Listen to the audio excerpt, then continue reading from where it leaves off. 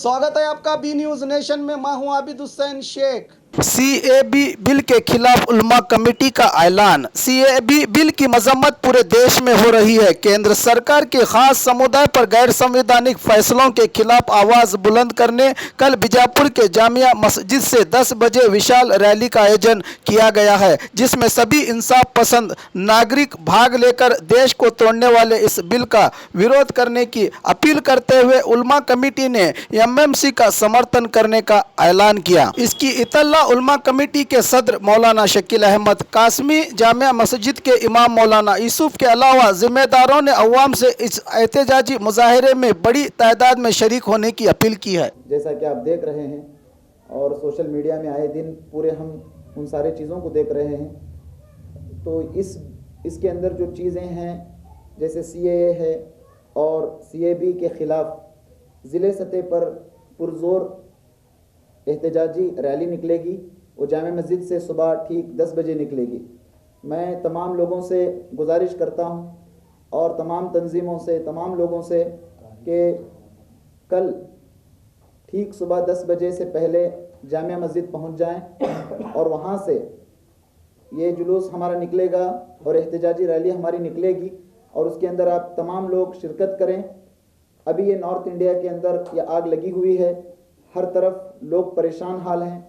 मुल्क जिस सतह पर हमारा था, जिस प्यार मोहब्बत से हम ज़िंदगी गुजार रहे थे तमाम मज़ाहिब के लोग मिलकर, और दूसरे मज़हब के जितने भी लोग हैं मैं उनसे भी गुजारिश करता हूं कि देखिए कि आज हम सब जिस हालात से गुज़र रहे हैं, जिस मुल्क के अंदर जिस हालात से गुज़र रहे हैं, मैं एक मिसाल देकर कहता हूँ कि एक घर की तरह ये मुल्क है। इसके अंदर सांप और बिच्छू घुस कर आ चुके हैं और उनके पास जहर है, हमारे पास लाठियाँ नहीं हैं, हमारे पास आवाज़ है और ये सिर्फ आवाज़ उठा रहे हैं। लेकिन हालात इतने संगीन हैं कि नॉर्थ इंडिया के बहुत हालात संगीन हैं, बहुत ख़राब हैं। तो लिहाजा मैं तमाम लोगों से गुजारिश करता हूँ कि ऐसे बिलें ख़ास तौर से राज्यसभा में, लोकसभा में और दस्तखत भी हो चुकी है, सदर जमहूरिया की दस्तखत भी हो चुकी है, और ये सारी चीज़ें होने के बाद भी अगर हम खामोश बैठे रहें, जबकि पूरे हिंदुस्तान के अंदर सैकड़ों रैलियाँ निकल रही हैं और लोग घरों से बाहर आए हैं। बहुत अच्छी बात किसी ने कही कि आज अगर हम घर से बाहर नहीं निकलेंगे तो कल हम मुल्क से हमें बाहर कर दिया जाएगा, और आज हमें ताकत बनाना है, अवाम की अपनी एक ताकत बनाना है। हुकूमत से अवाम नहीं है बल्कि अवाम से हुकूमत है, और हुकूमत को सबक सिखाना है, घुटने टेकने पर उनको मजबूर करना है और हद दर्जे आगे बढ़ने के लिए हमें फिक्र करना है। देखिए, मोहब्बत को कायम करने के लिए जुल्म और मुनाफरत की बुनियाद पर जो हुकूमतें बनी हुई हैं उनको हम वहाँ से निकालना है, ऐसे लोगों को हटाना है, उसकी फ़िक्र हम तमाम को करना है। लिहाजा मैं गुजारिश करता हूँ, फ़र्दन तमाम लोगों से मैं अपील करता हूँ, ऐसे सख्त हालात में, संगीन माहौल में आप तमाम लोग दुआएं भी करें, एहतमाम से सलातुल हाजात पढ़कर भी अल्लाह से मांगें, तड़पें, अल्लाह के पास रोएं कि हमारे मुल्क के हालात के वास्ते। फिर उसके साथ ही साथ ऐसे वाक़यात में जब हमें कहा जाए, जब हमारे अपील हो जाए, तो तमाम तंजीमें जितने भी हम लोग हैं सब मिलजुल कर आएँ और रोड पर आएँ और अब बताएं, अपना एहतजाज बताएं और हम कितना उससे नाराज़ हैं, अपनी नाराज़गी का इजहार करें और कितना हम अब इससे मुल्क टूटने से हम अपने आप को बचाना है। आसाम जल रहा है, बंगला जल रहा है, बंगाल जल रहा है, और उसके अलावा हर तरफ एएमयू के स्टूडेंट्स के ऊपर हमले हुए हैं और जेएनयू के स्टूडेंट्स के ऊपर मसाइल खड़े हुए हैं और जामिया मिल्लिया के अंदर बच्चों को शहीद कर दिया गया है। कैसे कैसे वाक़यात से हम गुजर रहे हैं, मासूम बच्चियों के ऊपर लाठियाँ उठाई गई हैं पुलिस वालों की। तो बहरहाल मीडिया से मैं गुजारिश करता हूँ, ख़ास तौर से नेशनल मीडिया को मैं गुजारिश करता हूँ, अगर कुछ गलतियाँ खामियाँ हुई हैं तो तौबा करें और आज से मीडिया बन जाएं। मैं मिलिट्री से गुजारिश करता हूँ, इंडियन आर्मी फोर्सेस से तमाम से गुजारिश करता हूँ, हुकूमत के दबाव में आकर अगर आपने कुछ गलत किया है तौबा करें, फिर दोबारा आप जिम्मेदार आर्मी बने, हम आपके साथ हैं। मैं पुलिस डिपार्टमेंट से, पूरे ऑफिसर से, जितने भी हैं पूरे मुल्क के, और वो रखवाले जिनको कहा जाता है, मुहाफिज दस्ता जिसको कहा जाता है, हम उनकी रिस्पेक्ट करते हैं। लिहाजा हमसे गुजारिश करते हैं, आपसे कुछ गलतियां हुई हैं हुकूमत के दबाव में आकर, तो लिहाजा आज से आप जिम्मेदार पुलिस बने। मैं उम्मीद करता हूं कि इंशाअल्लाह आइंदा आने वाले दिनों के अंदर हमें खुशहाल हिंदुस्तान हमें देखना है, इन बिच्छुओं को, इन सांपों को इस हिंदुस्तान से बाहर करना है। तो लिहाजा मैं तमाम शहर बीजापुर के तमाम लोगों से गुजारिश करता हूँ, ये वक्त सिर्फ आवाज़ उठाने का नहीं, हद दर्जे आगे गुजरने का वक्त है, हमें आगे बढ़ने का वक्त है। तो लिहाजा तमाम लोग मिलजुल कर जामिया मस्जिद के अंदर सुबह जमा हो और एहतजाजी रैली के अंदर शिरकत करें। मैं मौलाना शकील अहमद सदर उलमा कमेटी बीजापुर अपने साथियों के साथ में इस वक्त में जो मेरे दरमियान में बैठे हुए हैं, इन सब के साथ में मिल कर के मैं तमाम ज़िले बीजापुर और तमाम हमारे इंडियंस और भारतीय लोगों से जो है ये गुजारिश करने जा रहा हूँ कि न समझोगे तो मिट जाओगे ए हिंदू सितां वालों, तुम्हारी दास्तां तक भी न होगी दास्तानों में। आज जो ये CAA बिल लाया गया है, सिटीजनशिप अमेंडमेंट एक्ट बन गया है, तो ये जो है सही तौर से जो है हमारे इस इंडियन कॉन्स्टिट्यूशन के लिए बहुत बड़ा ख़तरा है। इसलिए कि 1947 में जब जिन्ना ने 2 नेशन थ्योरी की बात पेश की थी, तो हम मुसलमानों ने जो इस वक्त इंडिया में हैं, हमने उसको ठुकराया था, उसको रद्द किया था। और हम इस वक्त इंडिया के अंदर में जो है वो बाई चांस नहीं है मुसलमान, बल्कि जो है बाई चॉइस मुसलमान इस वक्त हम इंडिया के अंदर में मौजूद हैं। तो यहाँ हम पैदा हुए हैं और यहीं की मिट्टी से हम जो है निकले हैं और इंशाअल्लाह इसी मिट्टी के अंदर में हम लोग दफन होंगे। ये हमारा मुल्क है और हम जो है इस मुल्क के हकदार हैं। जितना जो है SC का आदमी, जितना के शेड्यूल ट्राइब का आदमी, जितना के OBC का आदमी, जितना के एक मराठा आदमी, जितना के जो है एक क्रिश्चियन का आदमी इस मुल्क के अंदर में हकदार है, इतना ही जो है एक मुसलमान भी इस मुल्क के अंदर में हकदार है। और इस वक्त में जो ये बिल ला करके जो है मुसलमानों के ख़िलाफ़ जो है उसे पेश करने की कोशिश की गई है, वो जो है दरअसल सिर्फ मुसलमानों ही के ख़िलाफ़ में नहीं है, बल्कि जो है ये पूरे इंसाफ पसंद इंडियंस के ख़िलाफ़ में है, पूरे इंसाफ पसंद भारतीयों के ख़िलाफ़ में है।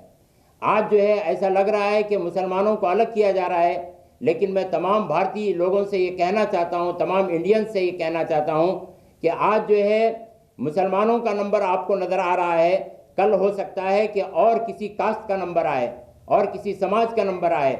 आज मुसलमानों का नंबर आ सकता है और कल जो है शेड्यूल कास्ट का नंबर आ सकता है, कल जो है शेड्यूल ट्राइब का नंबर आ सकता है, OBC को पकड़ा जा सकता है, मराठा को पकड़ा जा सकता है, आदिवासी के ऊपर में हमला किया जा सकता है कानून के ज़रिए से, कुछ भी हो सकता है। तो ये वक्त ऐसा है कि सिर्फ जो है मुसलमान ही परेशान नहीं है, बल्कि इस मुल्क के जितने इंसाफ पसंद लोग हैं वो सारे के सारे इस वक्त में परेशान हैं।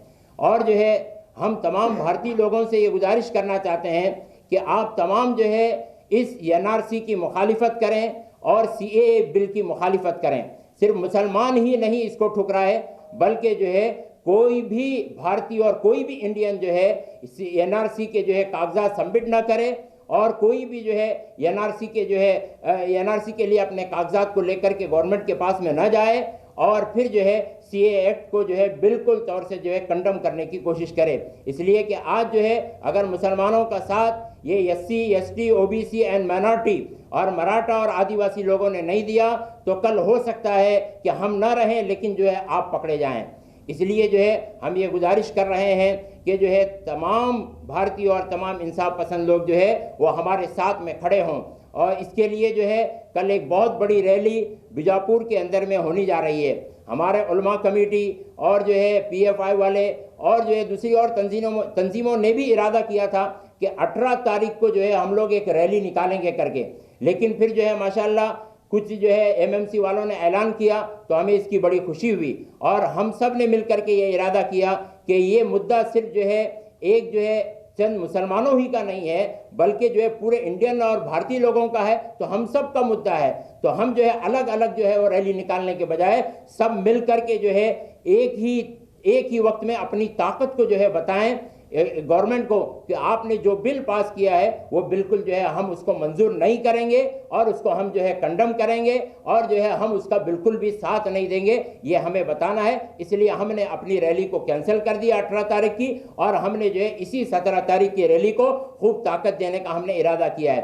तो इस वक्त मैं तमाम बीजापुर के सिर्फ मुसलमान ही नहीं बल्कि तमाम इंसाफ पसंद SC के लोगों से और उनके लीडरों से और शेड्यूल ट्राइब के लोगों से और शेड्यूल ट्राइब के लीडरों से और ओबीसी के लोगों से और उनके लीडरों से और मराठा के लोगों से और मराठा के लीडरों से और आदिवासी लोगों से, इन तमाम लोगों से मैं ये कहना चाहता हूं कि आप भी जो है इस रैली के अंदर में ज़रूर शिरकत करें और जो है आप हमारे शाना बशाना रहें। आप जो है हमारा कंधे के साथ में कंधा मिला करके चलें और जो है उस भाईचारे को बताएं कि जब ये मुल्क आज़ाद हो रहा था तो उस वक्त में जो है अशफाकुल्ला खान भी थे और भगत सिंह भी थे और राम प्रसाद भी थे। ये सब ने मिलकर के जो है इस मुल्क को आज़ाद किया है। तो आज जिन लोगों ने इस मुल्क को आज़ाद किया उनको आज इस मुल्क से निकालने की कोशिश हो रही है। और उस वक्त जो है जो इस मुल्क के जालिमों के तलवे चाटते थे वो आज जो है ये सियाह कानून बिल लेकर के आए हैं। हमारा मुल्क जो है वो धर्म निरपेक्ष मुल्क है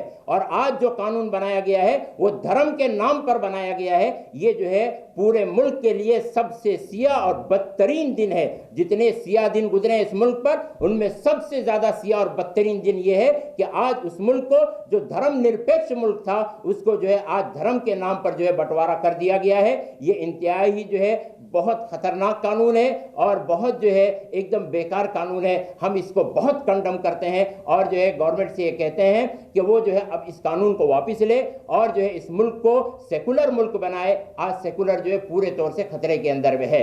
तो इसलिए जो है मैं तमाम भारतीय लोगों से गुजारिश करता हूं कि वो सब मिल करके इस एक्ट को कंडम करें और कल जो रैली होने वाली है तमाम जो है मुसलमान गैर मुस्लिम जितने भी भाई हैं वो सब मिल करके इस रैली के अंदर में शरीक हों। ये असल में एक रैली जो है ना, ये हमारी एक छोटी सी अदना सी कोशिश है हुकूमत को ये बताने की कि हम जुल्म को कभी बर्दाश्त नहीं करेंगे और जुल्म के ख़िलाफ़ में जो भी तरकीबें अपनाई जाएंगी और जो भी काम अपनाए जाएंगे हम सब उसके अंदर मुत्तहिद होकर एकजुट होकर इंशाअल्लाह उसमें भरपूर अपने उसके अंदर कारगुजारी बताएंगे। ये असल में ये अल्लाह के नबी अलैहिस्सलातु वस्सलाम की सुन्नत भी है। अगर हम सीरत तय्यबा का अगर मुताला करेंगे, अल्लाह के नबी अलैहिस्सलातु वस्सलाम को नबूवत मिलने से पहले एक मुआहदा हुआ था जिसको हिल्फुल फुजूल के नाम से याद किया जाता है। उसमें एक करारदाद ये थी कि अगर जुल्म के ख़िलाफ़ में किसी को आवाज़ दी जाए तो उस वक्त में जितने मेंबरान थे हिल्फुल फुजूल के मुआहदे के वो सब एकजुट होकर उसमें मजलूम की मदद करने और जालिम को जुल्म से रोकने के लिए जमा हो जाते थे।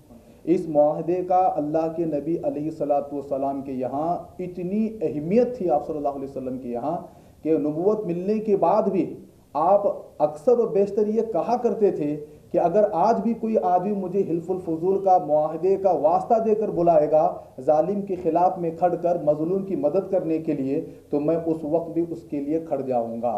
गोया कि अगर ये मजलूमों के साथ हमारी हिमायत होगी तो ये कोई और नहीं दीन से वाबस्ता अल्लाह के नबी अलैहिस्सलातु वस्सलाम की सीरत तय्यबा और आपकी सुन्नत मुबारका है। लिहाजा मेरा और आपका जितने भी हजरात इसको सुन रहे हैं उनसे मेरी मुअद्दबान गुजारिश है कि ये हमारा एक दीनी फरीज़ा बनता है, अल्लाह के नबी अलैहिस्सलातु वस्सलाम का शेवा बनता है। अगर हम लोग आज नहीं करेंगे तो फिर कब करेंगे। एक बहुत मशहूर बात है कि अगर हमने आज अपने आप को नहीं पहचाना और अपने तारीख को नहीं जाना तो कल को ऐसे हालात आएंगे कि कल को तारीख में हमारा कोई पहचाने वाला भी नहीं होगा। इसलिए मेरी मुअद्दबाना गुजारिश है कल यानी 17 तारीख को एक बहुत ही अजीम बीजापुर के अंदर एक अजीम रैली होने वाली है। इसमें हम सब पूरे शाना बशाना अपना कंधा ब कंधा मिलाकर पुरजोर आवाज़ में हुकूमत पर यह दबाव डालें कि जो बिल आपने लागू किया है और जो बिल आप लाना चाहते हैं ये सिर्फ हुकूमत नहीं बल्कि पूरी इंसानियत के ख़िलाफ़ में है। अल्लाह ताला हम तमाम को इन बातों को समझने की तौफीक अता फरमाए, इंसानियत के दर्द को समझने की तौफीक अता फरमाए और अल्लाह के नबी अलैहिस्सलातु वस्सलाम के हिल्फुल फुजूल पर आमादा होने का जो आपकी जो बात थी इस पर अमल करने की तौफीक अता फरमाए। मैं popular front of India district council member Mohammad Riyaz तमाम बीजापुर के अवाम से हमारी ये गुजारिश है कि कल यानी मंगल के दिन जो अजीम व शान जो रैली निकाली जा रही है एहतजाजी रैली, उसमें आपकी शिरकत लाजमी है क्योंकि जो कानून जो हिंदुस्तानी अवाम के ख़िलाफ़ जो बनाया गया है हम उसका मजम्मत करना चाहिए।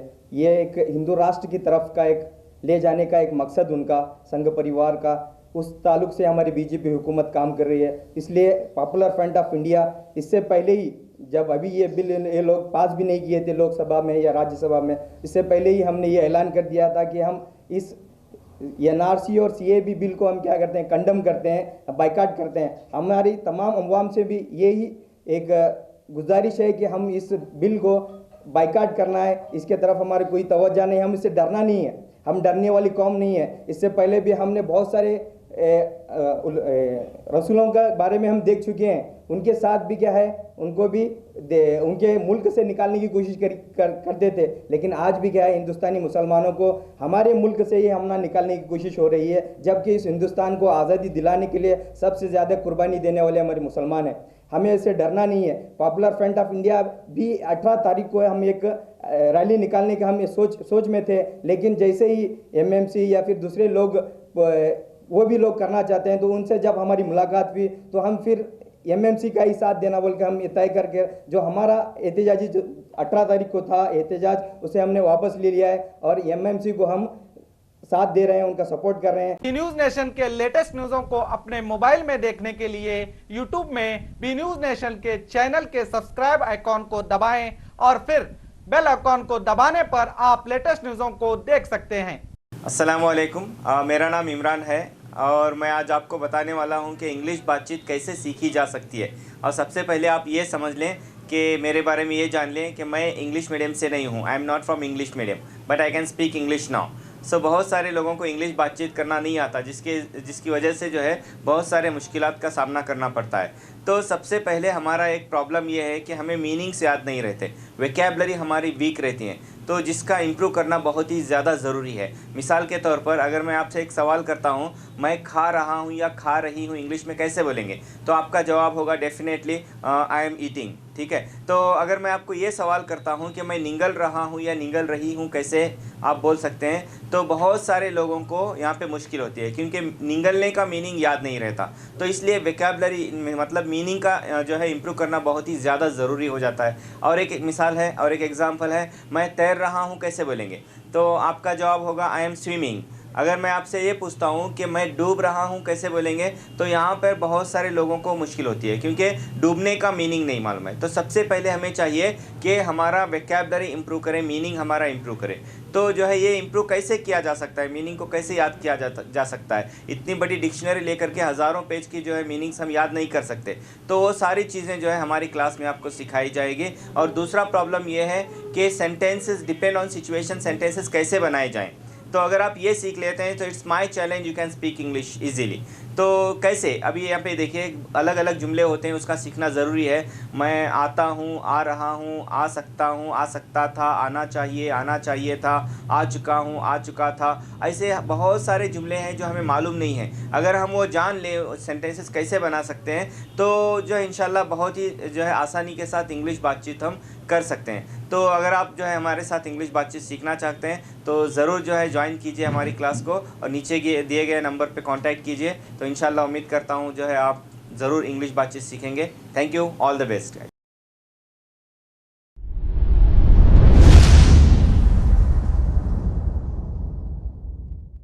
ಪ್ರತಿ ವರ್ಷದಂತೆ ಈ ವರ್ಷವೂ ಸಹ ಸರ್ವಧರ್ಮ ಸಾಮೂಹಿಕ ವಿವಾಹ ನಡೆಯಲಿದೆ. ಜವಳಿ ಸೋಷಿಯಲ್ ಗ್ರೂಪ್ ಆಶ್ರಯದಲ್ಲಿ ಬಿಜೆಪಿ ಅಲ್ಪಸಂಖ್ಯಾತ ಮುಖಂಡ ಯಾಸೀನ್ ಜವಳಿ ನೇತೃತ್ವದಲ್ಲಿ ಇದೇ ಜನವರಿ 5ರಂದು ನಡೆಯಲಿದ್ದು, ಹೆಚ್ಚಿನ ಸಂಖ್ಯೆಯಲ್ಲಿ ನೋಂದಣಿ ಮಾಡಬೇಕಾಗಿ ವಿನಂತಿ. ನೋಂದಣಿಗಾಗಿ ಸಂಪರ್ಕಿಸಿ ಇಬ್ರಾಹಿಂ ಜವಳಿ 9036393957, ಅಸ್ಲಂ ಸೈಯದ್ ಅಮೀನ್ 8970333944.